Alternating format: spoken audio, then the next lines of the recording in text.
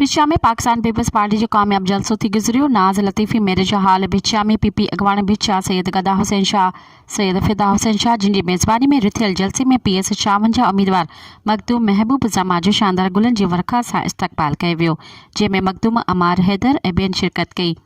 हज़ारनि जी तादाद में कारकुननि जियालनि वर्करनि ऐं शहरनि वॾे अंग में शिरकत करे जलसे खे कामयाब बणायो। जड़त शहज़ादा अली बख्श शाह, नाज लतीफ़ी, सैयद गदा हुसैन शाह, सैयद जराड़ शाह, सैयद जमाल शाह, कुरान पाक शाह जो रसालो ऐं लुंगिन समेत अजरकनि जी बरसात वसाए छॾी। इन मौक़े ते मखदूम महबूब जमा अवामी मेड़ाके खे ख़िताब कंदे चयो त हाला भिचा सैदाबाद मटियारी जी अवाम पाकिस्तान पीपल्स पार्टी जो साथ ॾे, मुखालिफ़नि खे वाज़ह शिकस्त ॾेई छॾी आहे। PP अवाम जी ख़िदमत कई आहे। अवामी पार्टी आहे। 8 फरवरी ते पूरी सिंध मां पाकिस्तान पीपल्स पार्टी वॾी अक्सरियत सां कामयाब थींदी। इंशाअल्लाह वफ़ाक़ बि पाकिस्तान पीपल्स पार्टी जे ठहंदी। हुन चयो त बशीर मेमण अधु चरियो थी वियो आहे। बशीर मेमण खे सियासत जी का बि ख़बर नाहे ऐं निहायती तौराइतो आहियां। नाज़ लतीफ़ी, गदा लतीफ़ी, फिदा लतीफ़ी जिन जो जिन मान ॾिनो बहितरीन शानदार एहतमाम कयो। हुन चयो त बेरोज़गारी जो ख़ात्मो कंदासीं, मुल्क में ख़ुशहाली आणींदासीं।